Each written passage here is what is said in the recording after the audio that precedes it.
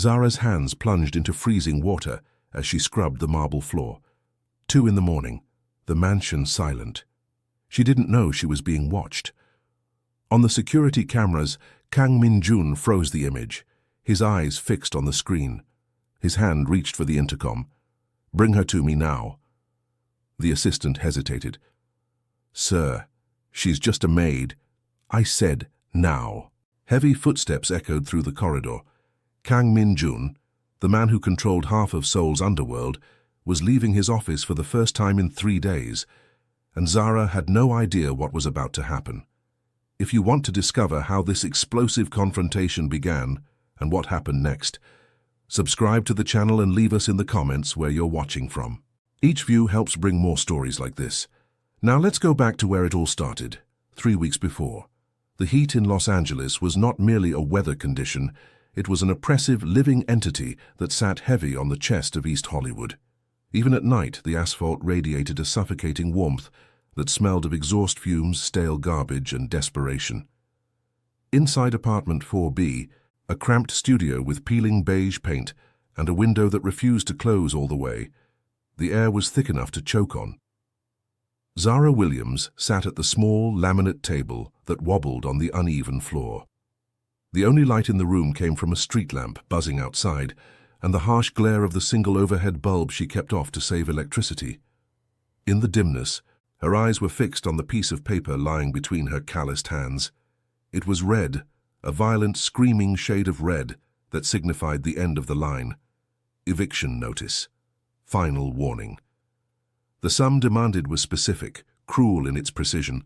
$3,400.50. It might as well have been $1 million. Zara rubbed her temples, feeling the throb of a headache that hadn't left her in days. She was 28 years old, but in this light, with the shadows of exhaustion pooling under her eyes and the weight of the world curving her spine, she looked much older. She ran a hand through her curly hair, pulling it back from her damp forehead. "Mama." The whisper came from the corner of the room where a mattress lay directly on the floor. Zara's heart clenched, a physical pain that hit her every time she looked at her daughter. Maya, 5 years old and too small for her age, was sitting up, clutching her sketchbook to her chest like a shield. "I'm here, baby," Zara said, her voice instantly softening, masking the terror that was eating her alive. She moved from the table, crouching beside the mattress. "Why aren't you sleeping? It's late." "It's too hot," Maya murmured, her large eyes wide and trusting. "And the dragon won't fly." She held up the sketchbook. On the page, drawn with the fierce intensity of a child who found solace in creation, was a green dragon trapped in a tower. Maya drew constantly. It was her voice, her escape, her way of processing a life that was far too hard for a 5-year-old. The walls of the tiny apartment were plastered with her art, vibrant explosions of color that hid the water stains and the cracks in the plaster. "The dragon will fly," Zara promised, brushing a damp curl from Maya's forehead. "He's just resting, gathering his strength, like us." "Are we leaving?" Maya asked, her gaze drifting to the cardboard boxes Zara had started to pack in a moment of panic earlier that day. Zara swallowed the lump in her throat. We might go on an adventure soon, to a new place." "A castle?" "Maybe," Zara lied, her heart breaking. The reality was the 2005 Corolla parked in the alleyway. That was their castle. That was their backup plan. Once Maya drifted back to sleep, Zara stood up and walked to the window. She checked her phone. 11:45 p.m. She had worked a double shift at the diner, serving greasy eggs to ungrateful truckers, and she had walked away with $60 in tips. It wasn't enough. It was never enough. She needed a miracle, but miracles didn't visit this zip code. Her phone buzzed in her hand, startling her. It was a text from Mrs. Kim, the older woman from the Korean church down the street who sometimes watched Maya when Zara was desperate. Urgent, night shift, high-end cleaning, Beverly Hills, 1 night only, pays triple, cash. Can you go? Triple pay, Beverly Hills. Zara didn't hesitate. She didn't think about the exhaustion dragging at her bones or the fact that she had to be back at the diner at 6:00 a.m. She typed back, Yes. Address? The response came with an address that made her eyebrows raise and a warning, Kang Estate, very strict. Do not speak to the family. Do not look at Mr. Kang. Be invisible. Service entrance only. Zara moved quickly. She dressed in her cleanest scrubs, the ones that weren't frayed at the hem. Then came the hardest part. She couldn't leave Maya here alone. The neighborhood wasn't safe, and Mrs. Kim had mentioned she was out of town, just forwarding the job lead. Zara gently lifted her sleeping daughter. Maya was a dead weight, heavy with sleep. She carried her out to the car, settling her into the booster seat in the back. She packed a cooler with water, a portable fan, and Maya's favorite blanket. The plan was dangerous, and it made Zara feel like the worst mother on earth, but she had no choice. She would park the car just outside the service gate under the trees. She would lock the doors. She would check on her every hour. It was this, or the street. The drive west was a journey between worlds. The graffiti and barred windows of East Hollywood faded, replaced by wide boulevards, manicured hedges, and the scent of jasmine.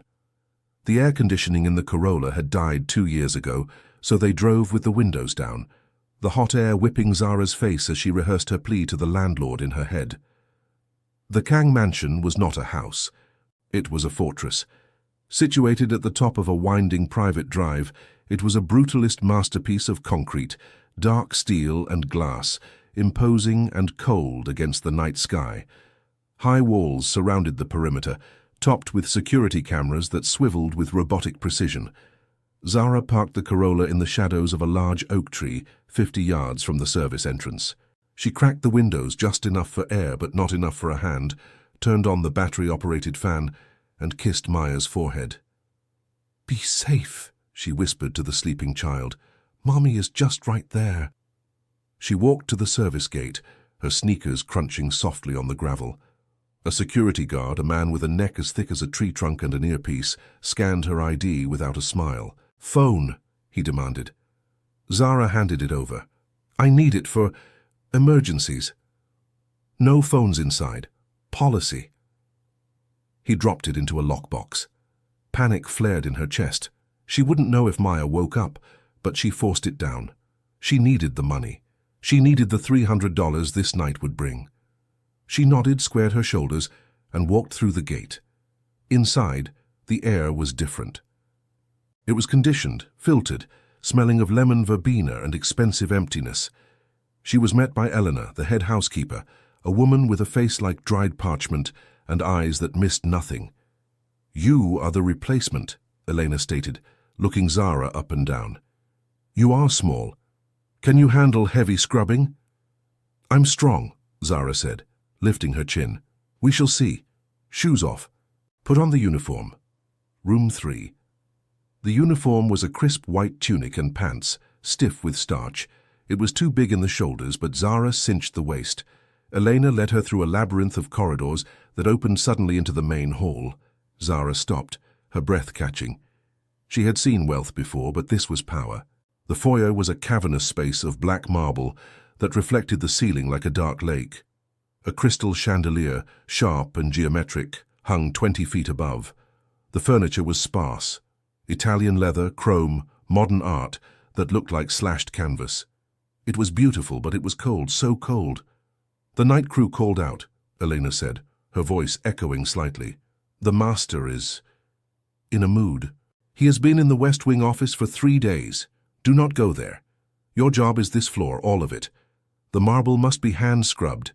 No mops. Mr. Kang hates the streaks." "Hand-scrubbed?" Zara looked at the expanse. It was thousands of square feet. "Yes, is there a problem?" "No," Zara said. "No problem." "Good. Here are the supplies. If you see Mr. Kang, you look down. You do not speak. You do not breathe loud. He is closing a deal and the tension. Well, just be invisible."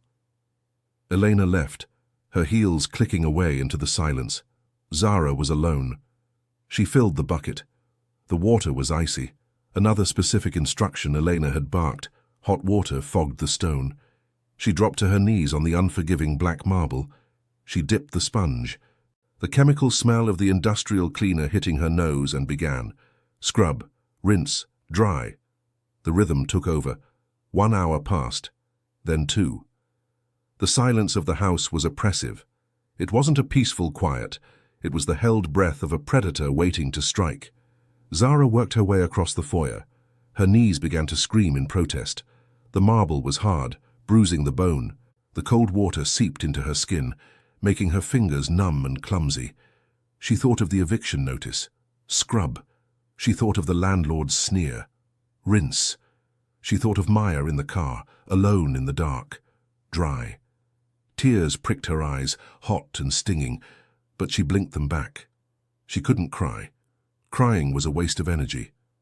She focused on the stone, on her reflection in the black surface, distorted, tired, but still working. Somewhere around 2:00 a.m., the sponge caught on a rough edge of a tile. It slipped. Zara's knuckles scraped violently against the stone. She gasped, pulling her hand back. A gash had opened across 3 knuckles, bright red blood welling up instantly. It dripped onto the pristine white foam on the floor. "No, no, no," she whispered, panic rising. She grabbed a rag, pressing it to her hand, trying to staunch the flow before it stained the grout. The pain was sharp, throbbing in time with her heartbeat, but she ignored it. She dipped the rag in the icy water, the sting making her hiss through her teeth and scrubbed the blood away. She didn't stop. She couldn't stop. She wrapped the rag around her hand and kept scrubbing. She didn't know that 3 floors up, in a room filled with cigarette smoke and blue light, the master of the house was watching. Kang Min-jun sat in a chair that cost more than Zara's entire life earnings. He was 36, but tonight he felt 100. He was the head of the Kang Triad, a conglomerate that moved shipping containers across the Pacific. With the same efficiency, it moved rivals into early graves. He was known as the Ghost of Seoul for his ability to be everywhere and nowhere. But for the last 72 hours, he had been trapped in this office. The deal with the port of Los Angeles was crumbling. There was a rat in his organization. Someone was feeding information to the Yamaguchi Gumi, and Min-jun had been tearing his operation apart to find the leak. He rubbed his eyes, the fatigue feeling like sand under his eyelids. He reached for his glass of whiskey, his hand pausing as he glanced at the wall of security monitors. Camera 4, the main hall. There was a woman there. Min-jun frowned. The cleaning crew usually came in a team of 4, moving like a swarm of locusts. This was one woman, alone. He leaned forward, the leather of his chair creaking. He zoomed the camera in. She was on her hands and knees. The posture should have been submissive. It was the posture of a servant, but there was something in the line of her back. It was straight, rigid. She held her head up, her neck long and graceful, even as she scoured the floor. He watched her hand slip. He saw the wince, the sudden intake of breath that didn't register on the microphone, but was visible in the tension of her shoulders. He saw the blood. Most people would have stopped. They would have called for help. They would have cried. This woman wrapped a rag around her hand, gritted her teeth, and went back to work. She scrubbed harder. Min-jun felt a strange sensation in his chest. It wasn't pity. He had burned pity out of his system 20 years ago. It was fascination. It was the recognition of a fellow soldier. He knew what it looked like to bleed and keep going. He knew the look of someone who had no other choice. He looked at her face on the high-definition screen. She was beautiful, not in the porcelain, plastic way of the women in his social circle, but in a raw, elemental way. Her skin was a rich, deep brown that contrasted starkly with the white uniform and the black marble. Her eyes, even through the grain of the camera, looked fierce. He felt the sudden, irrational urge to see those eyes in person, to see if the fire in them was real. He pressed the intercom button. "Bring her to me now." His assistant, Kenji, a young man who looked like he hadn't slept in a week either, jumped. "Sir? The cleaner? Did I stutter?" Min-jun's voice was low, a rumble of thunder. "Bring her." "Sir, she's just a maid. We are in lockdown. It's not safe. I said now." Min-jun stood up. He was tall, 6'3", with broad shoulders that strained against his black dress shirt. He hadn't changed in days. The collar was unbuttoned, his tie long gone, his sleeves rolled up to reveal forearms corded with muscle and a faint, jagged scar running from his wrist to his elbow. He walked to the door. He couldn't wait.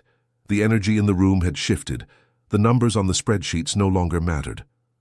Down in the foyer, Zara was just wringing out the bloody rag when she heard it. Footsteps. Not the clicking of Eleanor's heels, but heavy, deliberate strides. Thud, thud, thud. They were coming from the grand staircase. Zara froze. "Invisible," Elena had said. "Don't look up." She kept her head down, her heart hammering against her ribs like a trapped bird. She scrubbed a spot that was already gleaming. The footsteps stopped. A pair of black shoes entered her vision. Italian leather, handmade, scuffed slightly at the toe as if the wearer had been pacing for days. The air in the room seemed to vanish. A presence, heavy and dark, pressed down on her. It was the feeling of standing next to a high-voltage wire. "Stand up," a voice commanded. It was a deep voice, textured with exhaustion and authority. It wasn't a request. Zara took a breath. She placed her uninjured hand on her thigh and pushed herself up. Her knees cracked loudly in the silence. She stood, smoothing the front of her wet-stained uniform, and slowly lifted her eyes. She found herself looking into the face of the most intimidating man she had ever seen. Kang Min-jun towered over her. His hair was dark and slightly messy, falling over a forehead etched with stress. His jaw was sharp, covered in a shadow of stubble. A thin scar cut through his left eyebrow, giving him a dangerous, rakish look. But it was his eyes that stopped her breath. They were black, endless, and terrifyingly intelligent. They swept over her face, reading her, dissecting her. He didn't look at her like she was a servant. He looked at her like she was a puzzle. "What is your name?" he asked. Zara's instinct was to look away, to cower. That's what men like him expected. But something in her refused. She thought of Maya. She thought of the dignity her mother had preached until her dying breath. "We may be poor, Zara, but we are not beneath anyone." She met his gaze. "Zara," she said. Her voice was surprisingly steady, clear as a bell in the vast hall. "Zara Williams." Min-jun's eyes narrowed slightly. He stepped closer. The scent of him, expensive tobacco, sandalwood, and something sharp like ozone, enveloped her. "You are bleeding, Zara Williams," he said softly. He reached out. Zara flinched, but he didn't strike her. He took her hand. His fingers warm and rough against her cold skin. He unwrapped the rag. The cut was deep, ugly. It's fine, sir," she stammered, trying to pull away. "I didn't get any on the floor. I was careful." "I do not care about the floor," Min-jun said, his thumb brushing near the wound, his eyes never leaving hers. "Why do you work like this? You are scrubbing as if your life depends on it." "Because it does," Zara said, the truth slipping out before she could stop it. Min-jun went still. "Explain." "I need the money," she said, lifting her chin. "I have a daughter, and rent is due." "A daughter," Min-jun repeated. He looked at the clock on the wall. 2:15 a.m. "Where is she?" Zara's face burned. The shame was a hot wave. "She is. Safe. Where?" The word was a blade. "She's—" Zara looked down, unable to hold his gaze for this confession.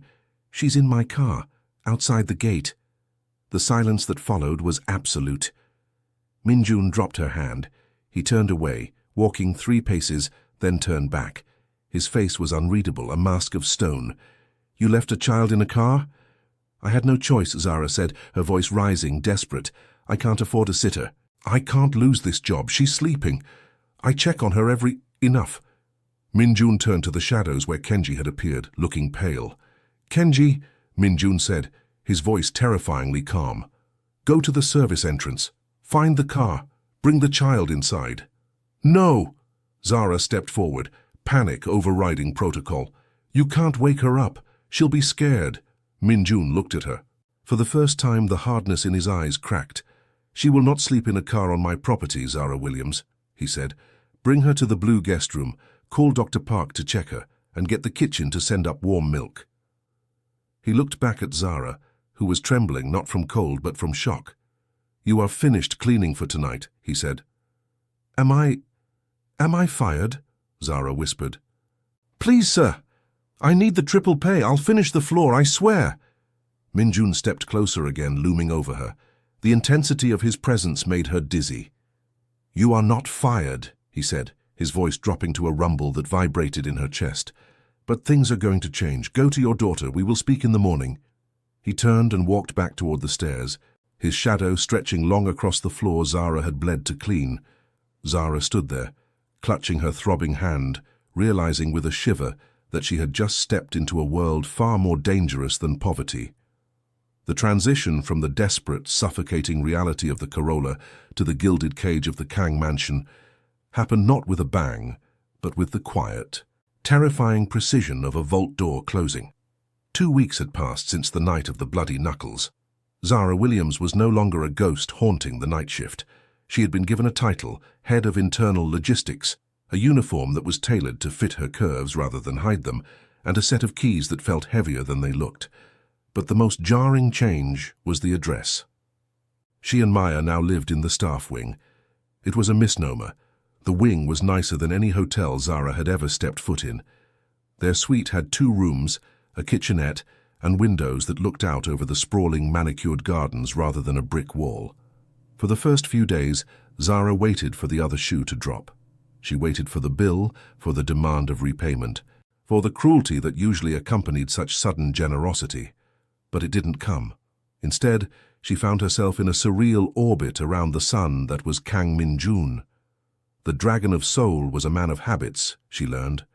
He drank his coffee black, specifically a rare blend imported from the Blue Mountains of Jamaica. He slept 4 hours a night, and terrifyingly, he watched. Zara could feel it.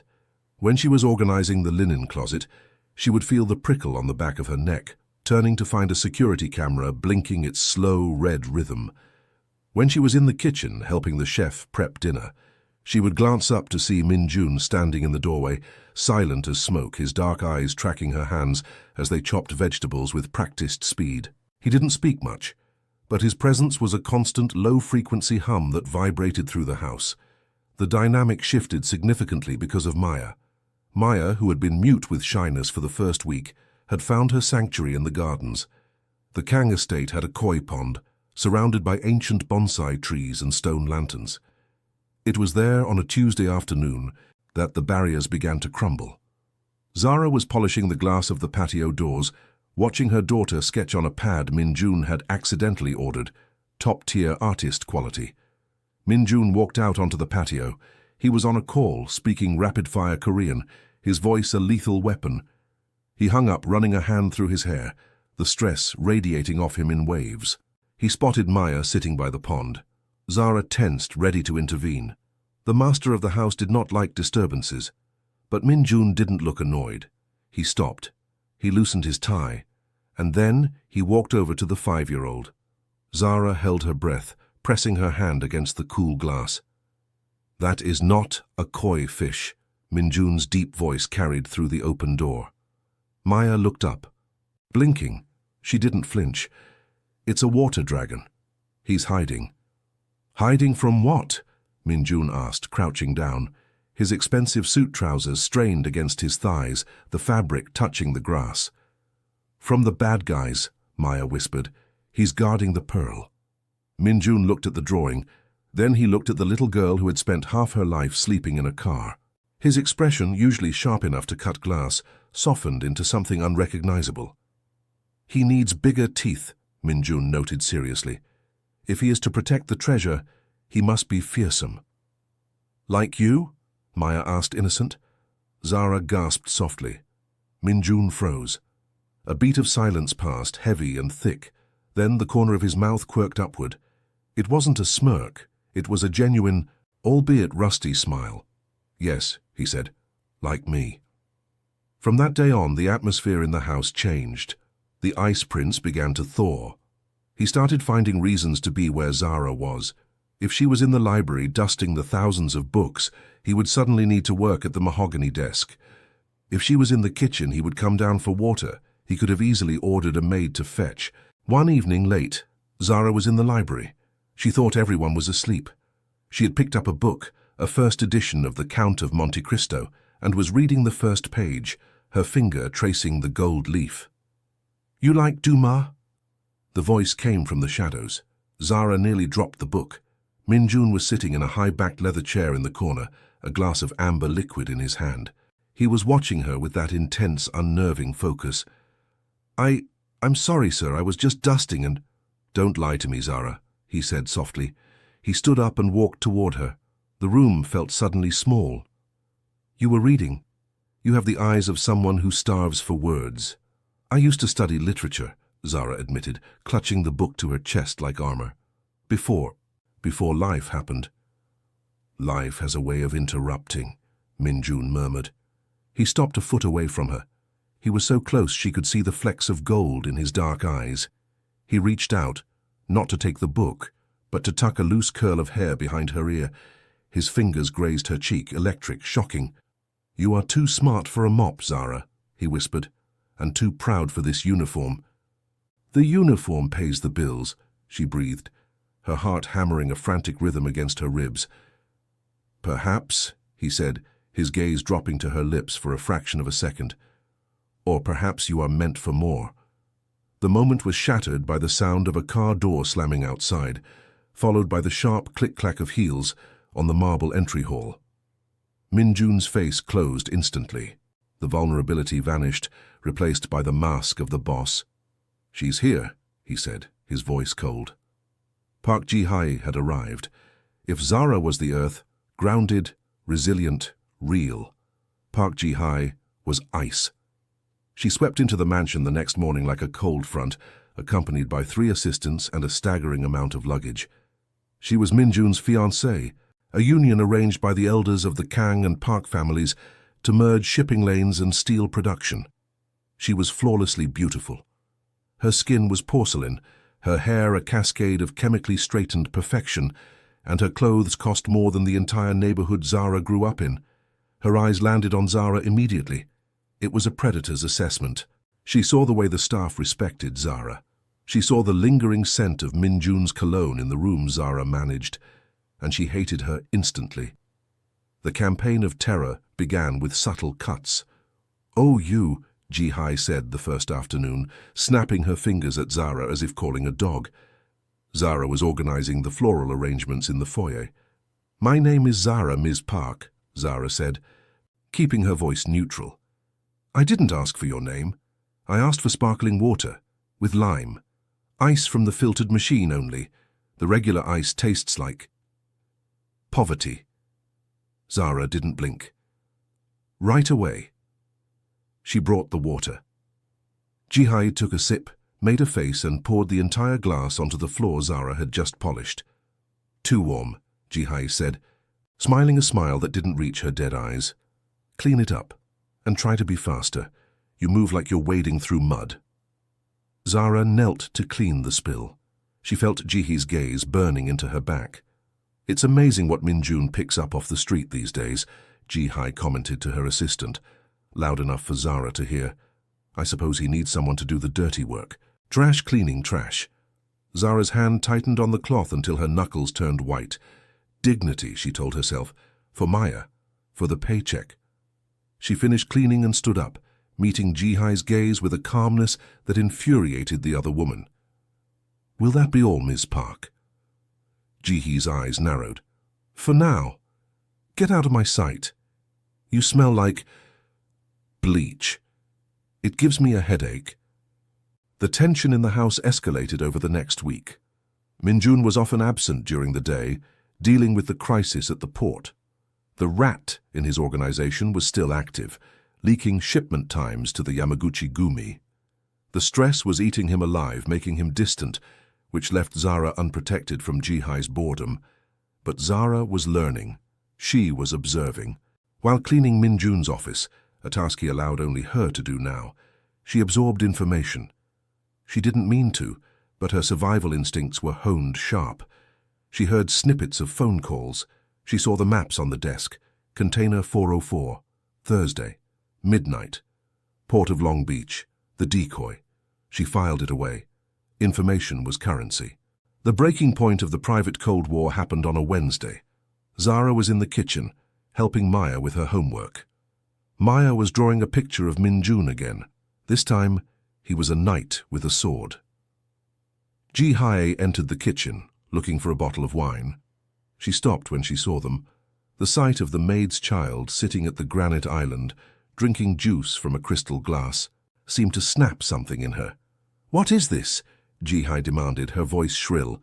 "We are finishing homework, Ms. Park," Zara said, standing up to shield Maya. "This is a kitchen, not a daycare for charity cases," Ji-hai sneered. She walked over and snatched the paper from under Maya's hands. "Hey!" Maya cried out. Ji-hai looked at the drawing. "Pathetic. You think because he smiles at you, you matter? You are a pet, a stray dog he fed once." She ripped the drawing in half, then in quarters. She let the pieces flutter to the floor like confetti.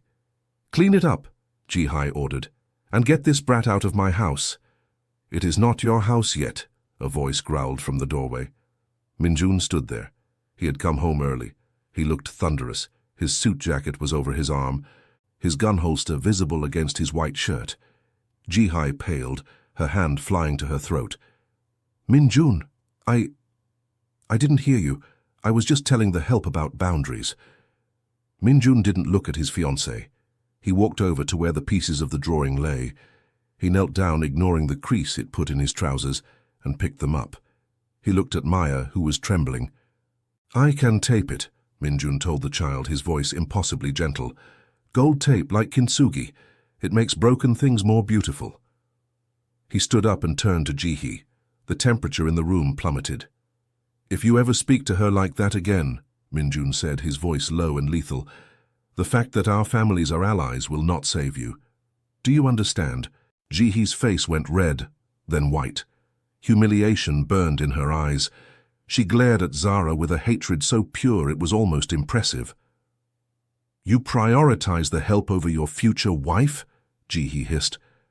"Careful, Min-jun. You know how much my father invests in your operations. You wouldn't want to lose perspective." "I see perfectly," Min-jun said. "Dinner is in an hour. Be there." Ji-hee stormed out, her heels striking the floor like hammer blows. As she passed Zara, she leaned in, her perfume cloying and sweet. "This isn't over," she whispered. "I will break you, and I will make him watch." Later that night, the house was vibrating with unsaid words. Zara was in the laundry room, folding towels, trying to calm her shaking hands. The confrontation had terrified her, not for herself, but for what it meant for her job. She couldn't afford to be the reason for a mafia war. The door opened. Min-jun entered. He locked it behind him. "Sir, you shouldn't be here," Zara said, backing up against the folding table. "Ms. Park." "Stop calling me sir," he said, his voice ragged. He looked exhausted, the weight of the world crushing him. "Call me Min-jun." He walked toward her. He looked like a man who had been walking through a desert and just found water. "I heard what she said to you earlier," he said, "about the smell." Zara looked down. "It's fine. I'm used to—" "You smell like rain," he interrupted. He stepped into her personal space. "Like vanilla and hard work and something that drives me absolutely insane." Zara's breath hitched. "Min-jun." "I am drowning, Zara," he confessed, the words torn from him. "This life, the lies, the violence, the plastic smiles, I am drowning in it. And then I see you, scrubbing a floor with your hands bleeding, defending your daughter against a shark, and I can breathe again." He reached out, his hands cupping her face. His thumbs traced her cheekbones. The contrast of his power and his gentleness was intoxicating. "I shouldn't want this," he whispered, leaning his forehead against hers. "It is dangerous for you. I am dangerous."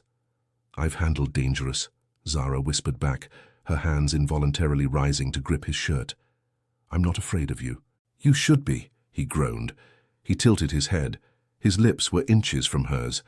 The air between them crackled with electricity. It was inevitable. It was gravity. But the universe and Park Ji-hai had other plans. A sharp intake of breath came from the hallway, just outside the door which Min-jun had locked, but which had a frosted glass pane. A shadow moved there, a distinct, feminine shadow. Min-jun pulled back instantly, his eyes going wide. He recognized the silhouette. "Ji-hee," he breathed. The shadow moved away quickly, the sound of hurried footsteps retreating down the hall. Zara felt a cold knot of dread form in her stomach. Ji-hai had seen. She hadn't interrupted, she had observed. She had ammunition now. "She saw us," Zara whispered. Min-jun's face hardened, the mask slamming back into place. "Stay here. Lock the door." He turned to leave, but he paused at the door. He looked back at Zara, his eyes blazing with a terrifying resolve. "Let her come," he said. "Let them all come. I am done pretending." But as he left, Zara couldn't shake the feeling that the safety of her gilded cage had just been shattered. She went back to the folding table, her hands trembling. While moving a pile of Min-jun's shirts, something fell out of a pocket. It was a small, crumpled piece of paper. Not Min-jun's handwriting. It was elegant, feminine script. Tuesday. Warehouse 4. The shipment is yours. Just leave the woman to me. Zara's blood ran cold. It was Ji-hai's handwriting. She recognized it from the notes the woman left all over the house. Ji-hai wasn't just a jealous fiancé. She was the rat. She was the leak. And she had just promised Zara to the enemy. Zara clutched the paper, the sound of her own heartbeat deafening in the small room. The war had begun. The morning sun over Beverly Hills did not bring warmth. It brought scrutiny. It was the day of the engagement brunch, a social obligation that Min-jun could not cancel without signaling weakness to his enemies. The gardens were transformed into a theater of white roses, crystal flutes, and fake smiles. Zara moved through the crowd like a shadow. She was wearing her crisp white uniform, her face neutral, but inside she was screaming. In her pocket, burning a hole through the fabric, was the crumpled note she had found in the laundry room. "Tuesday, Warehouse 4. The shipment is yours." She needed to tell Min-jun, but he was surrounded. A wall of bodyguards and business partners separated them. Every time she tried to catch his eye, Ji-hai was there, hovering like a decorative vulture, her hand possessively on Min-jun's arm.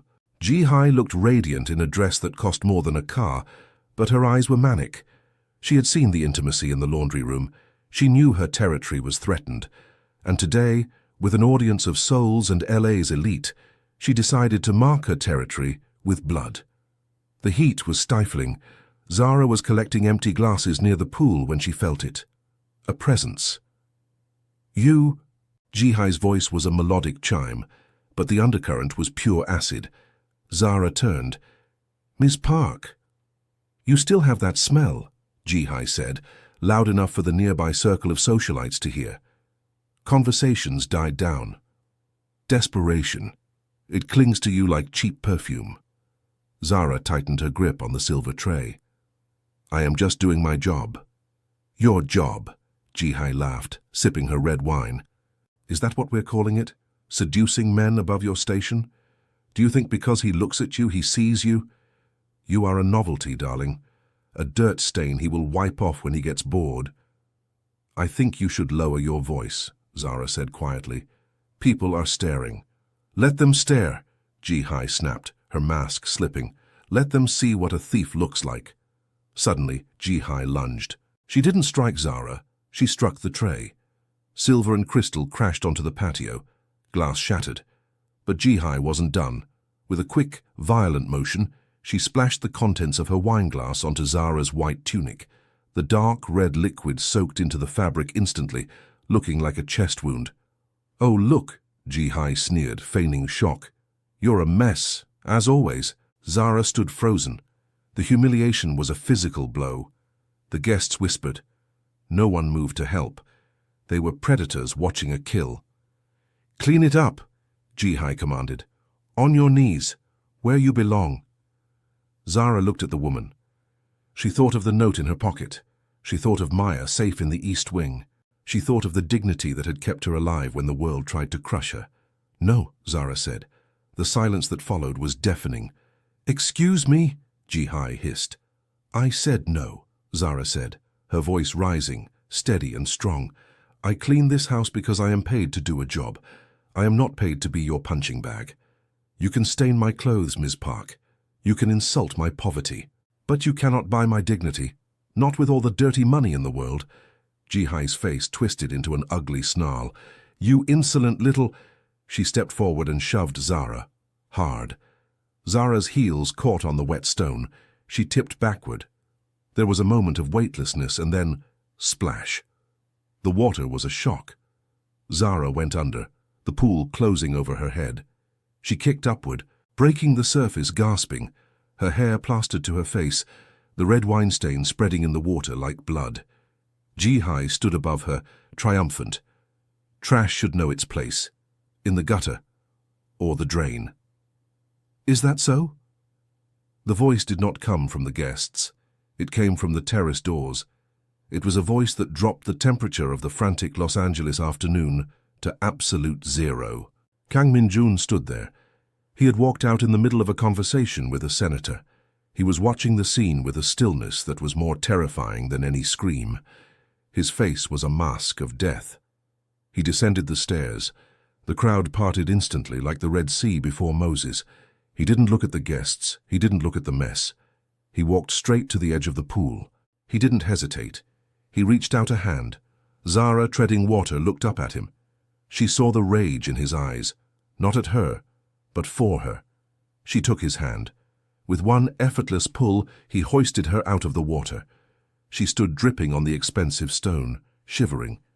Min-jun immediately stripped off his tailored suit jacket and wrapped it around her shoulders. He pulled the lapels tight, shielding her from the stairs. Then he turned to Ji-hai. Min-jun? Ji-hai stammered, her face pale. She attacked me. I was defending myself. She was insolent. I saw everything, Min-jun said. His voice was quiet, devoid of humanity. I saw you humiliate a woman who has more honor in her little finger than you have in your entire lineage. Honor? Ji-hai shrieked, desperate now. She is a maid, a nobody. I am your fiancé. I am a park. You are nothing, Min-jun said. The engagement is cancelled. Gasps rippled through the crowd. This was a political earthquake. You can't do that, Ji-hai whispered. My father. Your father will be informed that his daughter is a liability. Min-jun cut her off. He signaled to the security team. Escort Ms. Park off the property. She has 1 hour to pack. If she isn't gone by then, throw her out the gate. You're choosing her? Ji-hai screamed as 2 guards grabbed her arms. You're choosing a street rat over an empire. Min-jun looked at Zara, his hand resting protectively on her shoulder. I am choosing a queen, he said. Get her out of my sight. As Ji-hai was dragged away, kicking and screaming obscenities, Min-jun turned to the guests. The party is over, he announced. Leave. In 10 minutes, the garden was empty. Min-jun led Zara inside, away from the prying eyes. They stood in the quiet of the library. He grabbed a towel and began to dry her hair himself, his movements gentle, apologetic. I am sorry, he murmured. I should have protected you sooner. Min-jun, Zara said, her teeth chattering. She reached into her wet pocket. The paper was damp, but the ink was waterproof ballpoint. It was still legible. Read this. She handed him the crumpled note. Min-jun unfolded it. He read the words, Tuesday, Warehouse 4. The shipment is yours. His eyes went wide. Then they went dark. A darkness so profound it felt like the lights in the room had dimmed. Where did you find this? In the laundry room, Zara said. It fell from your shirt pile, but it's her handwriting. I've seen her notes. Ji-hai, Min-jun breathed. The betrayal hit him. It wasn't just a bad match, it was treason. She is the rat. She has been feeding the Yamaguchi-gumi my roots. He looked at the clock. Tuesday, that's today. The shipment hits the dock in 3 hours. He moved to his desk, pressing a button on the secure phone. Kenji, mobilize the team. We have a leak and we know who it is. Cancel the route. We're going to Warehouse 4. He turned to Zara. You need to stay here. It's not safe. I have to go. Be careful, Zara said, gripping his arm. I will come back, he promised. He kissed her forehead, a seal, a vow. Lock the doors. Don't open them for anyone but me. He left. The roar of SUVs peeling out of the driveway faded into the distance. Zara went to the east wing. She found Maya drawing in her room. Is the dragon okay? Maya asked, looking at Zara's wet hair and the red stain on the uniform beneath the jacket. The dragon is fighting the bad guys, Zara said, forcing a smile. We need to play the quiet game now, okay? Lock the door. But the mansion, usually a fortress, had a weakness. The weakness was that Ji-hai had lived there for months. She knew the codes, she knew the shift changes, and she had just been thrown out with nothing to lose. An hour later, the silence of the house was broken not by an alarm, but by the sound of a keycard sliding into a lock. Zara froze. She was in the kitchen getting Maya a glass of water. The back door opened. Ji-hai stood there. She wasn't wearing her gown anymore. She was in jeans and a black shirt, her face streaked with mascara, looking unhinged. Behind her stood 3 men. They didn't look like security. They had tattoos creeping up their necks, dragons and waves, yakuza. Did you think I would leave? Ji-hai smiled. It was a broken, terrifying smile. Without my severance package. Run, Maya! Zara screamed. But it was too late. One of the men moved with unnatural speed, blocking the hallway to the east wing. Grab the brat, Ji-hai ordered. And the mother. Min-jun missed his meeting at the warehouse. He'll be looking for us. Zara grabbed a chef's knife from the counter. She held it out, her hand shaking, but her stance solid. Stay back. The lead yakuza laughed. He stepped forward and slapped the knife out of her hand as if she were a child. He backhanded her across the face. The world spun. Zara tasted blood. Don't hurt her! Maya screamed, running into the room. Get them, Ji-hai snapped. We're going to the secondary location. Call Min-jun. Tell him if he wants his queen back, he better come alone. A black bag was shoved over Zara's head. The last thing she heard was Maya crying out for the dragon to save them. The warehouse. San Pedro Zara woke up to the smell of rust, salt water, and old oil. Her head throbbed. She was tied to a metal chair in the center of a cavernous, dim space. Mummy! Zara whipped her head to the side. Maya was tied to a chair next to her. She looked terrified, but unharmed. I'm here, baby. I'm here. They were in an abandoned shipyard hangar. Shipping containers were stacked high around them, creating a canyon of steel. Ji-hai was pacing in front of them, smoking a cigarette. The yakuza mercenaries, 6 of them, were checking their weapons by the door. He's coming, Ji-hai muttered to herself. He has to come. She stopped and looked at Zara.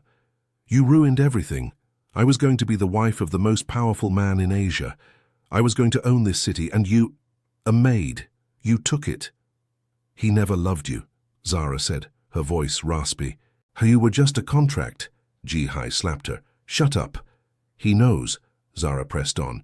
She needed to buy time. She needed to think. He knows about the shipment. He found the note. Ji-hai froze. What? The note you left in his pocket.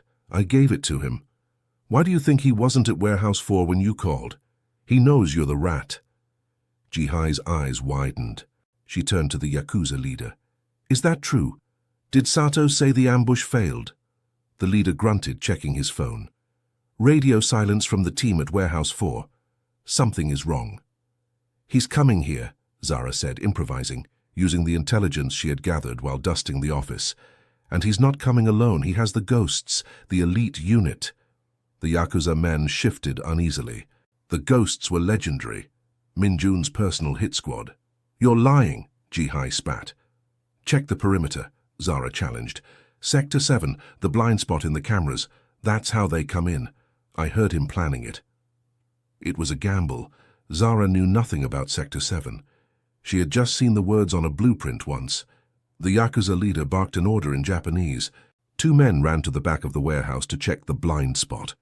If you're lying, I'll cut the girl first, Ji-hai threatened, pulling a small, pearl-handled pistol from her belt. Time slowed down. Zara looked at Maya. She looked at the ropes binding her wrists. They were zip ties, plastic. She remembered something Min-jun had told her once, joking in the kitchen while opening a package. Leverage. Plastic is strong against pulling, weak against torsion. She began to twist her wrists, ignoring the skin tearing. She needed to be free. Suddenly, the lights in the warehouse cut out. Pitch blackness. What is that? Ji-hai screamed. Crash. The skylights shattered. Ropes dropped from the darkness. Flares popped, bathing the warehouse in a hellish red light. Figures descended. At the center, Landing in a crouch that was pure violence was Kang Min-jun. He was wearing tactical gear over his dress shirt, a gun in each hand. "Drop them!" Min-jun roared. The warehouse erupted. Gunfire flashed like strobes. The two Yakuza guarding Zara and Maya raised their weapons. "Now!" Zara screamed internally. She threw her body weight sideways, tipping her chair over. She crashed to the floor, dragging Maya's chair down with her, just as bullets chewed up the space where their heads had been. "Mommy!"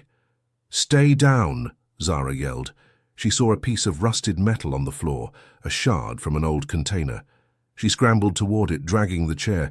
She sawed the zip ties against the jagged edge, snap. Her hands were free. She ripped the ties off her ankles. She freed Maya.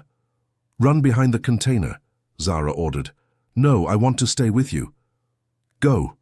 Zara pushed Maya into the shadows of a blue shipping container. She turned back. Ji-hai was there. She had taken cover behind a forklift. She raised her pistol, aiming not at Min-jun, who was engaged in hand-to-hand combat with the Yakuza leader, but at the shadows where Maya was hiding. "If I can't have him," Ji-hai screamed, "no one has a future." Zara didn't think, she didn't calculate, she moved. She grabbed a heavy metal chain hanging from a hoist. She swung it with a primal scream. The chain struck Ji-hai's arm. The gun flew skittering across the concrete. Ji-hai shrieked, clutching her arm. She looked at Zara with pure terror. The maid was gone. The mother was here. Zara picked up her own belt, which had come loose in the struggle. She wrapped it around her knuckles, standing between the fallen heiress and her child. "You touch her," Zara growled, "and I will kill you." Min-jun finished his opponent, a brutal, efficient takedown. He turned, chest heaving, scanning for threats. He saw them. Zara, battered, bleeding, holding a makeshift weapon, standing over a cowering Ji-hai. Maya peeking out, safe. The silence returned, heavy with smoke and cordite. Min-jun walked over. He kicked the gun away from Ji-hai. He didn't even look at his ex-fiancée. He dropped to his knees in front of Zara. "Zara," he choked out. He reached for her. She dropped the belt, her adrenaline crashing. She collapsed into him. "I got her," she sobbed. "I kept her safe." "I know," Min-jun whispered into her hair, holding her so tight it hurt. "I know. You are the bravest woman I have ever known." He pulled back, framing her bruised face with his blood-stained hands. "You're mine," he said, the words fierce and possessive. "No one else touches you. No one hurts you. Ever again." He kissed her then. It wasn't gentle. It was a collision of souls, a desperate affirmation of life in the middle of death. Sirens wailed in the distance. The police were coming. The cleanup crew was coming. Min-jun stood up, lifting Zara with one arm and scooping up Maya with the other. "Let's go home," he said. "What about her?" Zara asked, looking at Ji-hee, who was sobbing on the floor. Min-jun looked at the traitor with cold indifference. "She doesn't exist anymore." The flashing red and blue lights of the police cruisers painted the industrial wasteland of the San Pedro docks in a surreal strobe-light chaos. But for the first time in her life, Zara didn't feel the fear that usually accompanied authority figures. She sat on the back bumper of an ambulance, a thermal blanket wrapped around her shoulders, holding a sleeping Maya in her lap. Min-jun stood 10 feet away, a monolith in the swirling dust. He was speaking to the chief of police and a man in a sharp grey suit, his consigliere and head lawyer. Zara watched as Park Ji-hee was led away. The heiress looked small now. Her designer jeans were torn, her arm bandaged where the chain had struck, her face a mask of ruined mascara and utter defeat.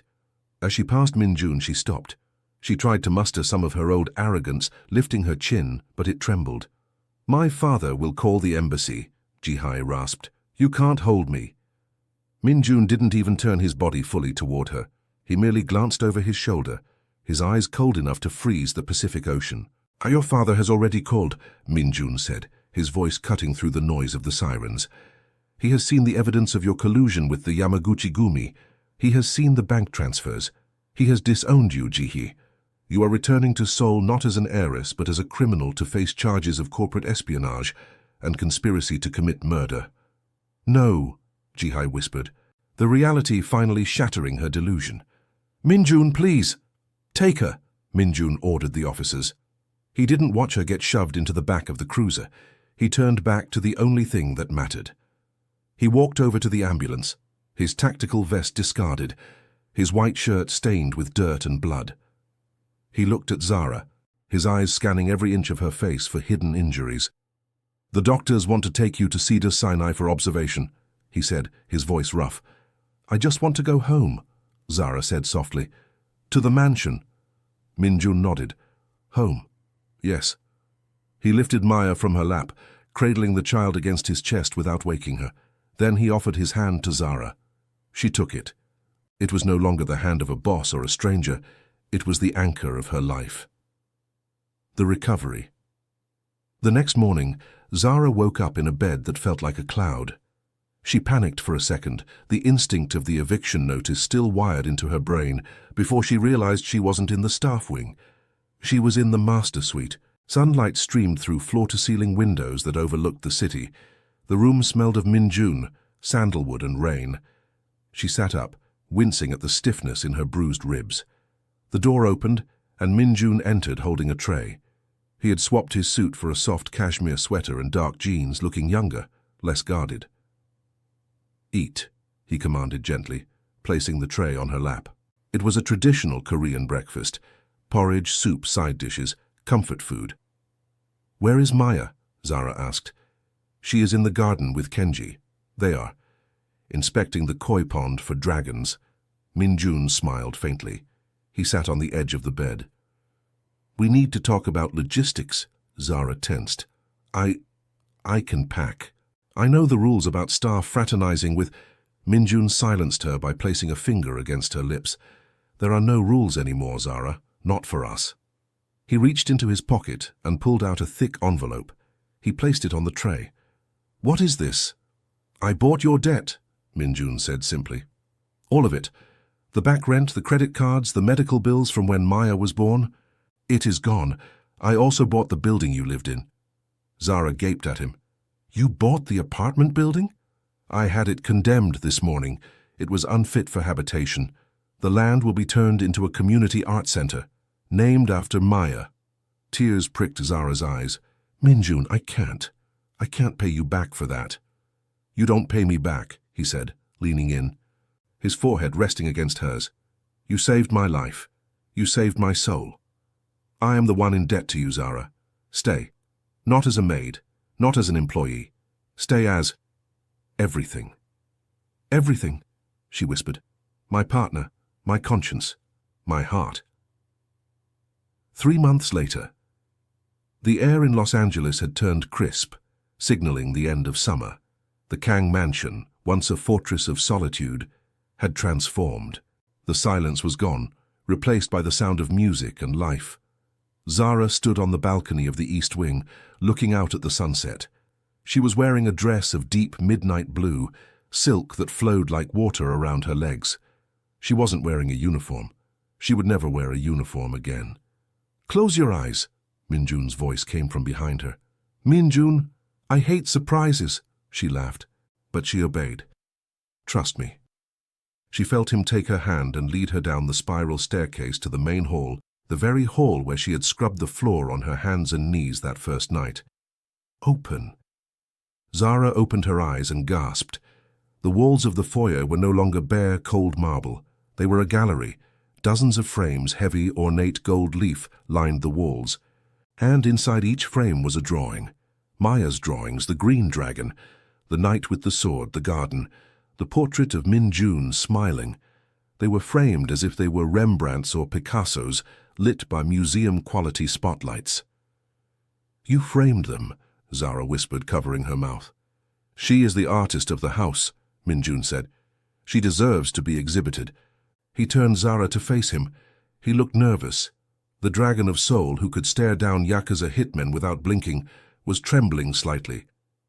"Zara," he started, his voice thick with emotion, "when I first saw you on that camera, I saw a woman fighting the world with nothing but her bare hands. I fell in love with your strength, but over the last 3 months, I have fallen in love with your kindness, your laugh, the way you challenge me when I am wrong." He dropped to one knee. Zara's heart stopped. He pulled a small black velvet box from his pocket. He opened it. Inside sat a stone unlike anything she had ever seen. A rare black diamond, surrounded by smaller white diamonds, dark and mysterious, and infinitely strong. "They call this a carbonado," Min-jun said. "It is the toughest diamond on Earth. It is born from supernovas. It is the only stone strong enough to represent you." Min-jun. "Zara Williams, will you do me the extraordinary honor of becoming my wife? Will you let me adopt Maya? Will you rule this empire by my side?" Zara looked at the man who had pulled her from the water, who had fought for her in the fire. "Yes," she choked out. "Yes, yes, 1,000 times, yes." He slid the ring onto her finger. It fit perfectly. He stood up and kissed her, lifting her off the ground as Maya ran into the room, cheering. "Appa asked! Appa asked!" Maya squealed. Min-jun laughed, a full, deep sound of pure joy, and scooped the child up. "Yes," Appa asked, and Mommy said, "Yes." 18 months later, the renovations were finally complete. The Kang Mansion was now a masterpiece of warmth and modern design, a blend of Korean tradition and California sun. Zara Kang walked through the garden, her hand resting on the significant swell of her belly. Twins. 2 boys, the ultrasound had confirmed, the future heirs of the Kang dynasty. She wasn't just the wife of the boss. She was a force in her own right. She managed the charitable arm of the Kang Corporation, running foundations that helped single mothers find housing and jobs. She was respected, feared by those who crossed her, and adored by her staff. She stopped by the koi pond. Maya, now almost 7, was sitting on a stone bench sketching the fish. She wore a school uniform from the best private academy in the city, her hair braided with ribbons. "Hey, artist," Zara smiled. "Hi, Mommy," Maya grinned. "Look, I drew the babies." She held up the pad. 2 small dragons were hatching from eggs, guarded by a big dragon and a queen dragon. "It's perfect," Zara said. Min-jun walked out onto the patio. He was on the phone, his voice sharp and commanding as he closed a deal. But the moment he saw them, he hung up. He tossed the phone onto a chair and walked toward them. He kissed Zara first, his hand covering hers on her belly, feeling the kick of his sons. Then he kissed the top of Maya's head. "The car is ready," Min-jun said. "The board meeting starts in an hour. They are waiting for you, Mrs. Kang." Zara smiled. She looked down at her hands, the hands that used to be raw and bleeding from bleach and scrubbing pads. Now, they wore a black diamond and carried the weight of an empire. She looked at the spot near the pool where Ji-hai had pushed her. The ghost of that memory was gone, washed away by the water and the love that had followed. "Let them wait," Zara said, leaning into her husband's touch. "The queen arrives when she arrives." Min-jun chuckled, wrapping his arm around her. Together, with Maya running ahead, calling, "Appa, catch me!" they walked back into the house. The woman who had once cleaned the floors now owned the ground she walked on, and she would never ever be invisible again.